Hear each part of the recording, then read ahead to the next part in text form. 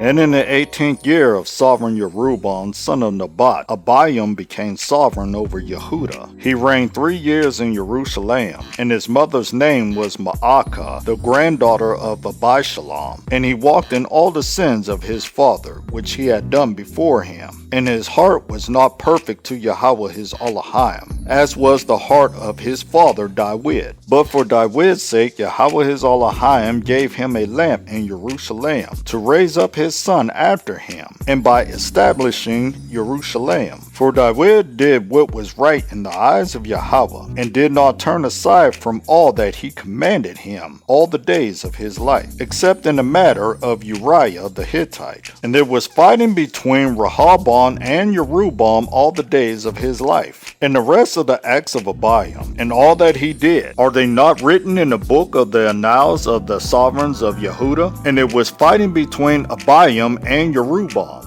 So Abiam slept with his fathers, and they buried him in the city of David, and Asa his son reigned in his place. And in the 20th year of Jeroboam, sovereign of Israel, Asa became sovereign over Yehuda, and he reigned 41 years in Jerusalem. And his grandmother's name was Maacah, the granddaughter of Abishalom. And Asa did what was right in the eyes of Yahweh, as his father David had done, and put away the cult prostitutes from the land, and removed all the idols that his father had made. And he also removed Maacah his grandmother from being sovereign as his mother, because she had made an abominable image of Asherah. And Asa cut down her abominable image, and burned it by the Wadi Kedron. But the high places were not removed. However, Asa's heart was perfect with Yahweh all his days. And he brought into the house of Yahweh the Kadesh items of his father, and his own Kadesh items, silver and gold and utensils. And there was fighting between Asa and Baasha, sovereign of Israel, all their days. And Baasha, sovereign of Israel, came up against Yehuda, and built Ramah, to keep anyone from going out or coming in to Asa, sovereign of Yehuda.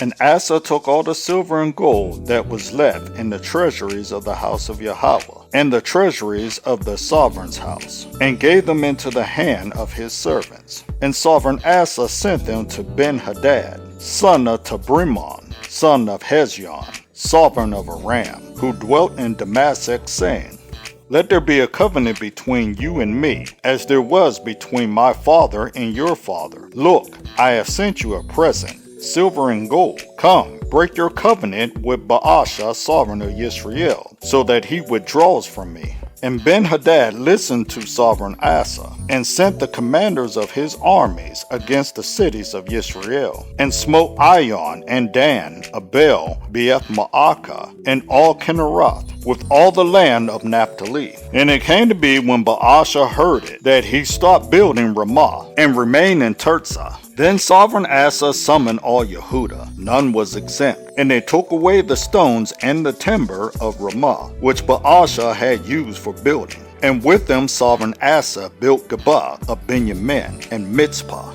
And the rest of all the acts of Asa, and all his might, and all that he did, in the cities which he built, are they not written in the book of the annals of the sovereigns of Yehuda? But in the time of his old age, he was diseased in his feet. So Asa slept with his fathers, and was buried with his fathers in the city of David his father. And Jehoshaphat his son reigned in his place. And Nadab, son of Jeroboam, became sovereign over Israel in the 2nd year of Asa, sovereign of Yehuda. And he reigned over Israel 2 years. And he did evil in the eyes of Yahweh, and walked in the way of his father, and in his sin by which he had made Israel sin. Then Baasha, son of Ahiah, of the house of Issachar, conspired against him. And Baasha smote him at Gibbethon, which belonged to the Pelethites, for Nadab and all Israel had laid siege to Gibbethon. And Baasha killed him in the 3rd year of Asa, sovereign of Yehuda, and reigned in his place. And it came to be, when he became sovereign, that he smote all the house